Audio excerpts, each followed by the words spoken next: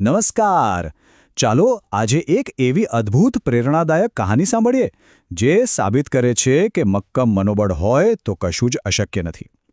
આ વાત છે ગ્લેન કનિંગહેમની, એક એવા વ્યક્તિની જેમણે વિકલાંગતાને હરાવીને સીધો વિશ્વ રેકોર્ડ બનાવી દીધો. અને હા, આ અદ્ભુત ગાથા આપણે પંડિત શ્રીરામ શર્મા આચાર્યજીના પુસ્તક મનોબલ કે ધનીમાંથી લીધી છે. વિચારો, એક નાનકડા છોકરાને ડૉક્ટર કહે છે કે તું આખી જિંદગી અપંગ રહીશ, અને એ છોકરો શું જવાબ આપે છે? હું ખુરશી પર બેસીને નહીં, ચાલું. મારે તો ચાલવું છે અને દોડવું છે. આ ખાલી શબ્દો નહોતા, આ એક એવા મક્કમ સંકલ્પની શરૂઆત હતી જેણે આખો ઇતિહાસ બદલી નાખ્યો. ચાલો શરૂ કરીએ એમની આ અસાધારણ સફર. તો ગ્લેનની આ અવિશ્વસનીય કહાનીની શરૂઆત ક્યાંથી થઈ? કોઈ મોટા શહેરમાંથી નહીં, કોઈ ભવ્ય મંચ પરથી નહીં.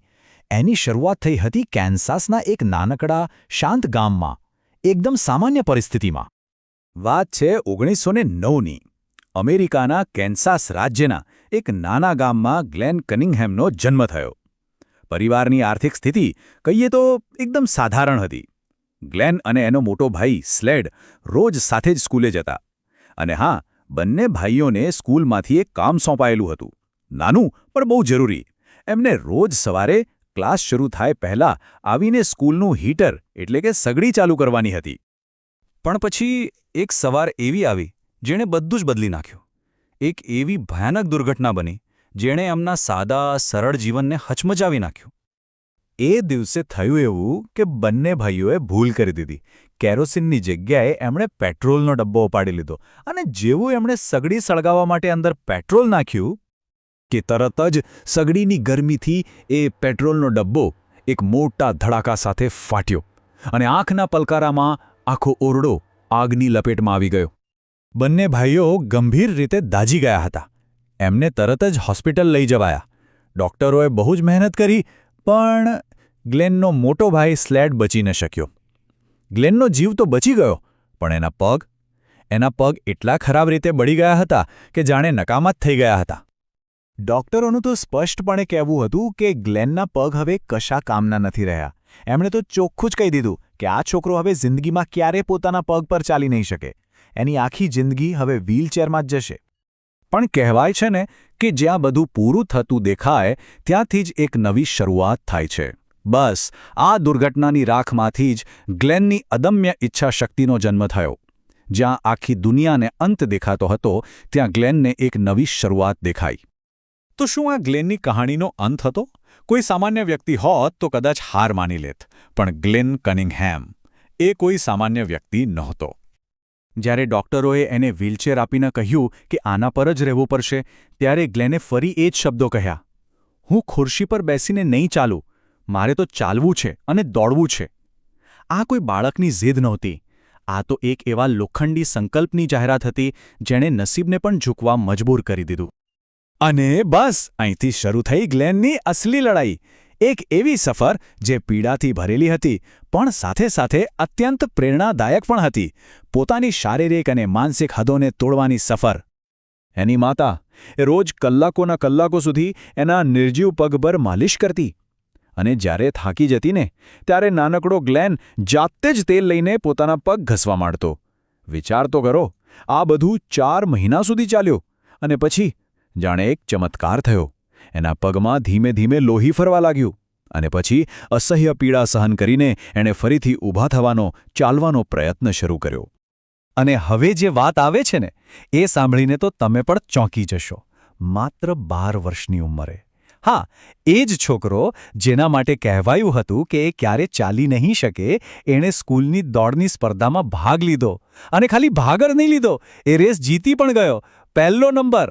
એના ઘરવાળા, ડૉક્ટરો બધા જ આ જોઈને સ્તબ્ધ થઈ ગયા હતા. પણ આ તો ખાલી શરૂઆત હતી. ગ્લેનનું લક્ષ્ય તો ઘણું મોટું હતું. એનો સંકલ્પ એને સ્કૂલના મેદાનથી સીધો દુનિયાના સૌથી મોટા સ્ટેજ પર લઈ જવાનો હતો. જ્યારે કોલેજ જવાનો સમય આવ્યો, ત્યારે પણ એને કોઈ પર બોજ ન બન્યો. રજાઓમાં ખેતરમાં મજૂરી કરીને પોતાના ભણવાનો ખર્ચ જાતે જ કાઢ્યો. મતલબ કે એની મહેનત ખાલી દોડવાના ટ્રેક પર જ નહોતી, જીવનના દરેક મેદાનમાં હતી. અને પછી તો જુઓ, એની સફળતાની ગાડી એવી ચાલી કે કોઈ રોકી જ ન શક્યું. 1932માં એ લોસ એન્જલ્સ ઓલિમ્પિકમાં પહોંચી ગયો અને ચોથા નંબરે આવ્યો. એના બરાબર બીજા જ વર્ષે 1933માં એને અમેરિકાનો બેસ્ટ એથ્લીટ જાહેર કરવામાં આવ્યો. 1936માં બર્લિન ઓલિમ્પિકમાં સિલ્વર મેડલ જીતીને આખી દુનિયાને આશ્ચર્યમાં મૂકી દીધી. અને પછી આવ્યું 1938નું વર્ષ. આ વર્ષ તો સોનામાં સુગંધ ભળવા જેવું હતું.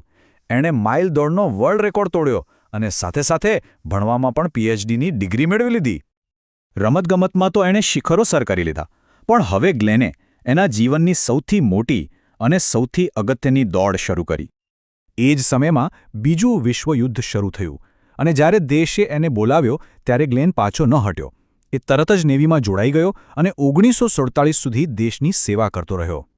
હવે જુઓ, નેવીમાંથી રિટાયર્ડ થયા પછી એ ચાહત તો કોઈ કોલેજમાં ફિઝિકલ એજ્યુકેશનના ડિરેક્ટર બનીને આરામની જિંદગી જીવી શકતો હતો. પણ ગ્લેન તો અલગ જ માટીનો બનેલો હતો.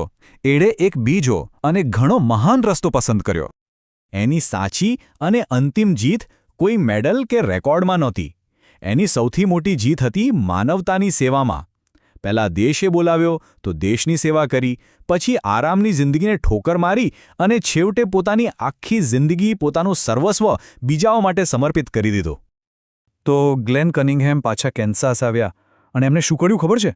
એમણે પોતાના જીવનની બધી જ કમાણી, એક એક રૂપિયો નિરાધાર અને ગરીબ બાળકો માટે બનાવેલા એક ફાઉન્ડેશનમાં દાન કરી દીધી, બધું જ. ખરેખર આ કેટલી અદ્ભુત વાત છે.